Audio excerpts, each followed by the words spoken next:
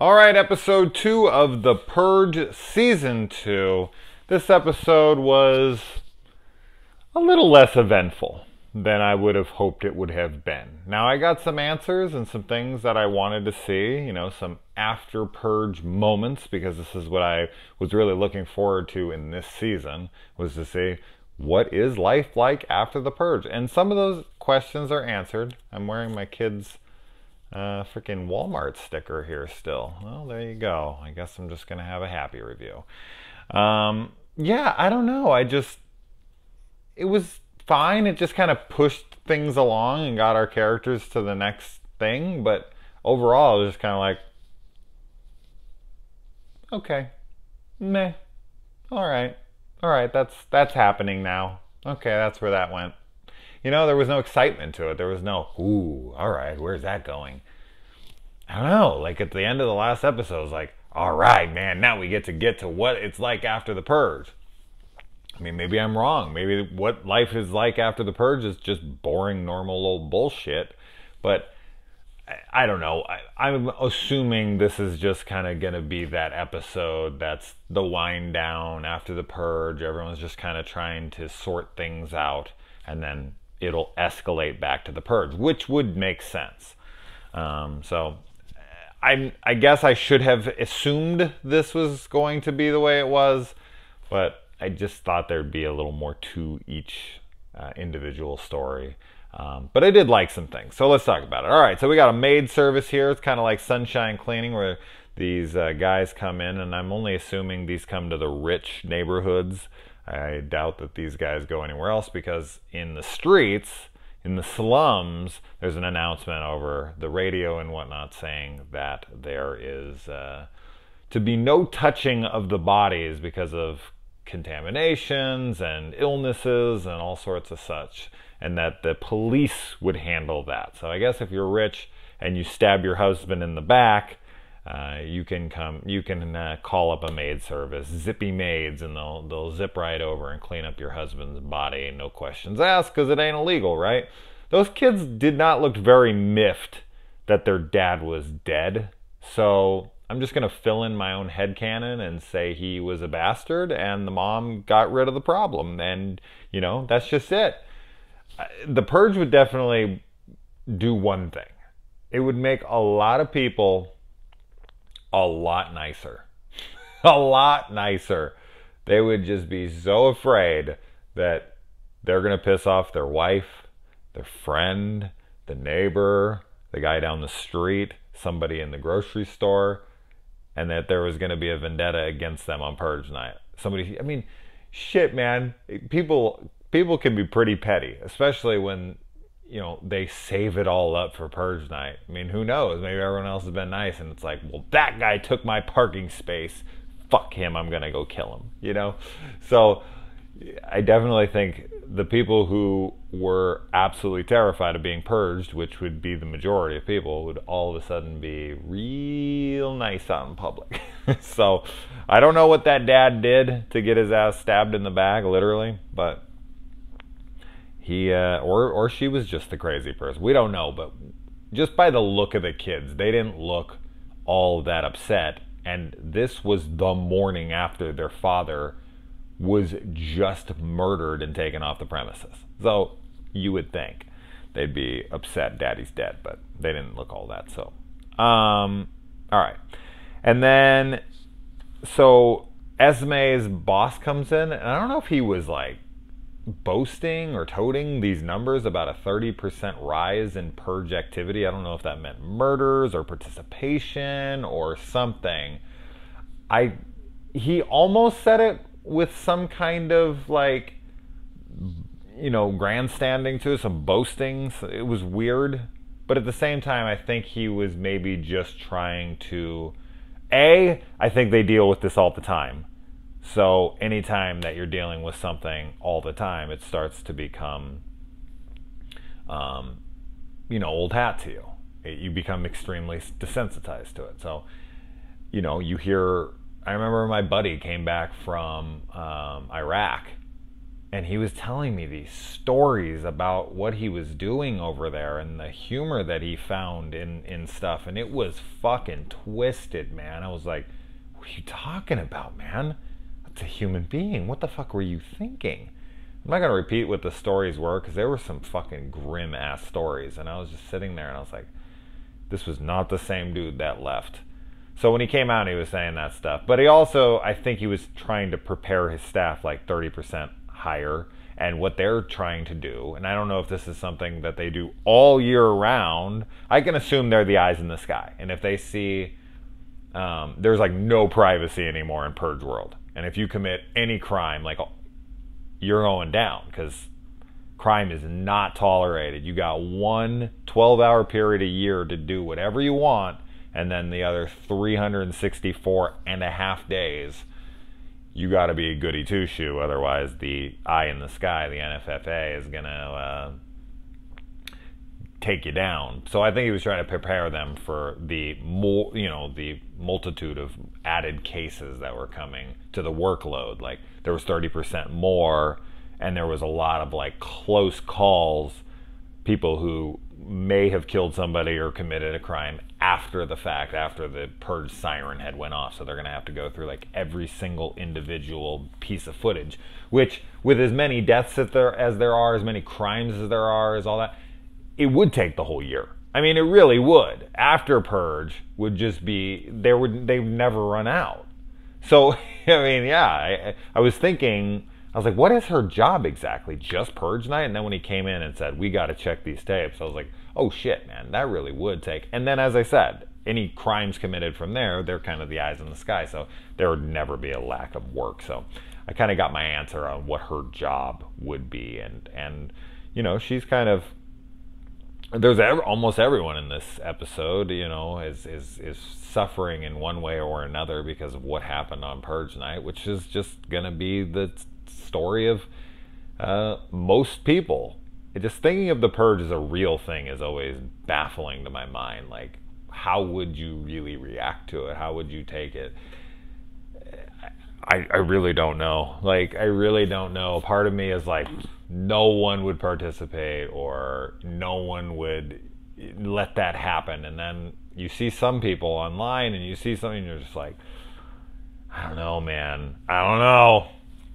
Anyway. All right. So the, what's his name? Ryan uses his money to pay off his mom's retirement home for just a year. Seemed like he put a good chunk of his portion down, which they were all $1 bills, and she said 200. I'm guessing 200,000, and that's split between the three of them. So, and was what he was carrying around in that bag just his portion, and he took like a third of it? So, like, what? 70-something thousand dollars, and then split, like, what was it, like 20-30 grand for a year of heart? Yeah, I guess that would make sense. Like, damn, man, yeah. And he's got to take care of his own shit. They don't have no jobs at all in between.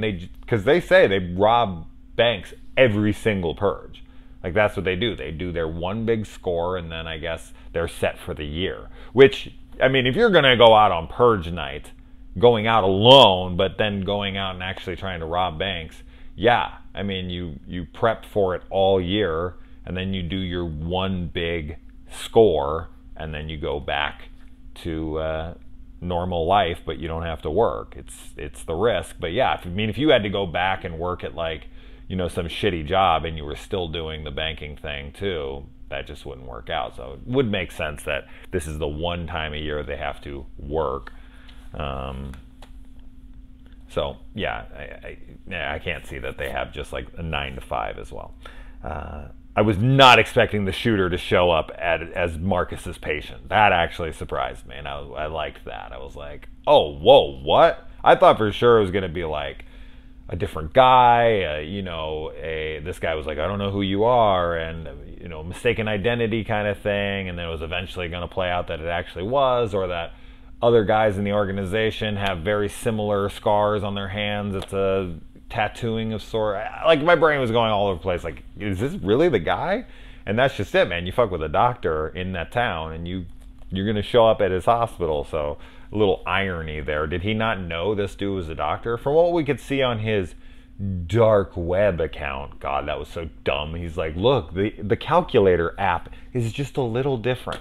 Why make the calculator app different at all? And there's only fucking 8 apps to click on, and he clicks on like 4 of them, and then he's like, looking at it more, and he's like, oh, look, the app is... You didn't need that. You didn't need that. It could have been like 40 apps, and then he just could have kept clicking on things and then hit a calculator, and it would have taken him in. Or, have the calculator... See, what would have made sense is if the calculator had a code, and if you put in the right code in the phone, like 28.4 divided by, whatever, that was the code to get into the dark web. That would make sense. But for it to literally just be one of 8 apps on the phone, and it's the one that actually looks a little different, and if you just press on it, no code, no nothing, it goes straight to the illegal ass dark web in a world where the purge is a thing and that crime is exuberantly more criminal.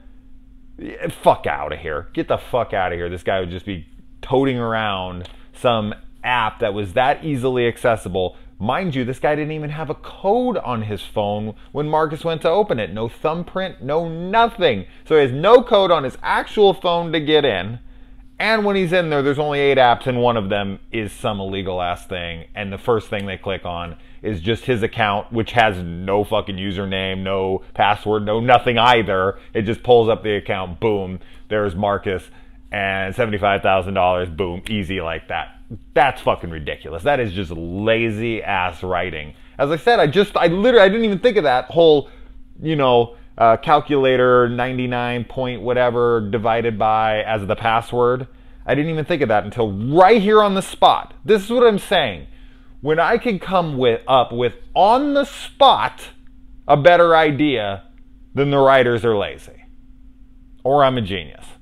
Or both. I like both.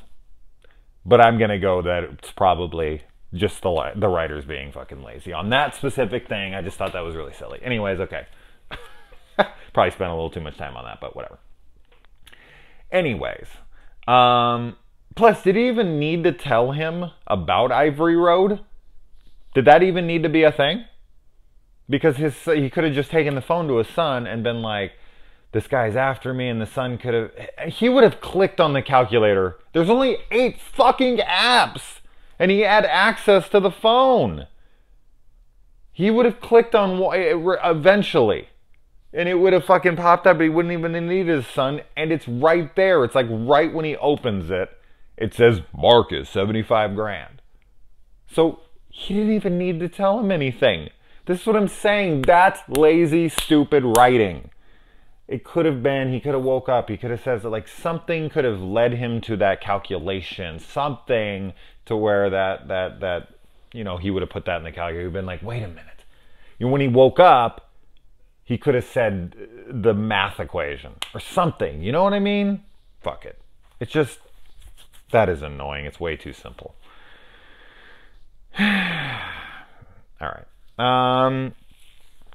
Man, the police brutality in this, they go full Rodney King on this guy, and it's like, dude, these guys need to get out during Purge night. What the hell? And we get to find out here, and I don't know how accurate this is. I mean, this is a made-up fucking universe. But, so prisoners are just kept on until Purge night, and then they get rid of them? Like, if they're a criminal that is at a higher level, do they just kill them on Purge night? The government's allowed to purge prisoners? Or I was thinking, what a cool episode, or a cool, like, I was thinking about having like a Purge season where it's just anthologies and like every episode is like its own thing, and it's just different stories within the Purge, where it's like one is what it's like in prison during Purge, where they let all the prisoners out for 12 hours in the prison and just let them go at each other.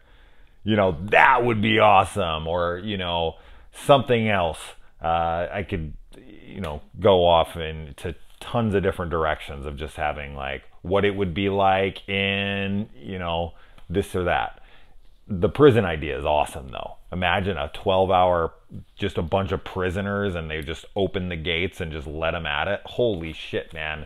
That'd be like Natural Born Killers riot sequence for, an entire episode. It'd be rad. Anyway. And the bank robbing crew is like, we're done with this shit. Our dude got taken down. We're done with it, but Ryan is like, just give me some more time. I'm gonna go full on De Niro. I'm gonna case this joint. We're gonna get the one big score. Just like in Heat, they're going for the end all be all score in one go. And he starts following around. Where the hell are these the money really going? Because they only got a bunch of $1 bills, and they need to figure out where the money actually is this time. You would think banks would be off limits, but I guess they're not. I'd always been wondering if they weren't, and I guess this confirms that you can go rob a bank, but good luck. Marcus's son goes to class with Ben. Ben coming back to the fraternity. That was something I was really looking forward to, and I was not expecting him to lie for his friend. I don't know what to call this guy now. His frenemy. But he lies for him to his girlfriend, and then is clearly losing his fucking mind. He almost goes straight Hitchhiker from Texas Chainsaw Massacre. Take something to just do that to yourself. Fucking Franklin. If I have any more fun, I don't think I'm going to be able to take.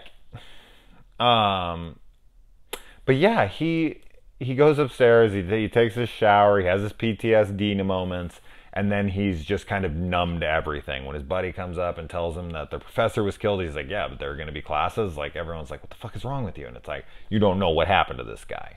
And then he goes to the Purge simulator video game.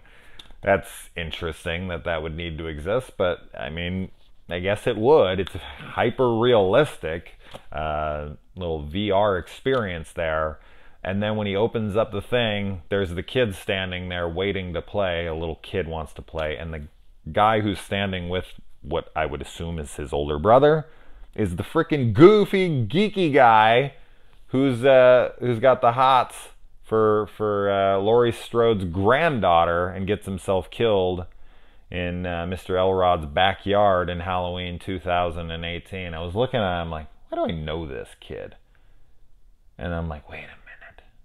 That's that goofy kid in Halloween. And then I also realized that the buddy who left Ben behind is Ben. It's funny that the names are the same. Not his character in this isn't named Ben. His buddy's name's Ben that he left behind. But the guy who left him behind, I don't know what his name is. But that's the actor who played Ben in Paranormal Activity 4. Who actually had one of my favorite lines that year when he was like, gives himself a high five, and I thought that was so funny at the time. He's just like, yeah, he gives himself. I personally found that to be hysterical. I'm not a Paranormal Activity hater, nor am I a Paranormal Activity 4 hater. It's at the bottom of my Paranormal Activity franchise review rating, whatever, but I still really like it. Sue me. And then. Okay, so then Esme finds an envelope with test subjects in it, and she's trying to figure out what the hell's going on here. I can tell you what's going on here. Okay, I'm just going to guess, but I can only assume that she was tasked with studying people who did the Purge. And the conclusion was the Purge doesn't fucking work. That she has come to the conclusion that people just become more violent after they purge, that this is a total sham, and they wanted to kill her for her evidence. She was going to go against the NFFA and tell them, we are studying this and it doesn't work. Makes the violent tendencies go through the roof. That's what that sounded like. The Purge, these people, they sounded like the freaking Joker, actually, Joaquin Phoenix's Joker. All I have are negative thoughts. Essentially that's all I can see right here. So she is going to find out that the NFFA is the one who took her down, and because of that information that she has. Then Ben goes and finds that mask, which I guess, I mean, it would take a long time to clean up the streets. I mean, with as many dead bodies, with much property destruction and all that, I mean, this is like in the corner, tucked away. It would probably be days before they even found these guys, so this isn't too unbelievable. Although there should be cameras everywhere, and that guy came out of there pretty bloody, and I would assume a camera caught him coming out of there. But as I said, it would take days to process, or weeks to process all that information. But yeah, he's going to take that mask, and he's going to start killing. And I think that that's going to play into that the Purge mentally traumatizes people and makes them more prone to violence. And this is going to play into Esme's storyline, because they're all going to connect at some point. I mean, Marcus and Ben already are connected through Marcus's son, and so on. So we'll get together, but Esme is going to try to uncover this hard truth of the Purge, and then Ben is going to have some. He already has PTSD. He's already freaking thinking about killing and whatnot, and so he's gonna take that mask, and he's either going to prep for Purge night, and he's gonna go out and he's gonna kill, or he's gonna start killing on not Purge night. I mean, I wonder how people will take a murderer, like a serial killer, out in the Purge universe, where that just isn't really a thing anymore. That'd be interesting to see, like a slasher type of episode or something, and then people are like, what the hell, this kind of shit doesn't happen anymore. And Esme's like, well, I have proof here that all it does is corrupt people's minds more. So anyways, I'm looking forward to the next episode. What do you guys think? Talking about the episode more, as I said, I didn't dislike the episode. It was just kind of a little bit of a lull, and we got enough information that got me wanting to see the next episode. Absolutely. I don't even know exactly what I expected. I guess I'm just being, I expected too much. But anyways, let me know what you guys think. Adios.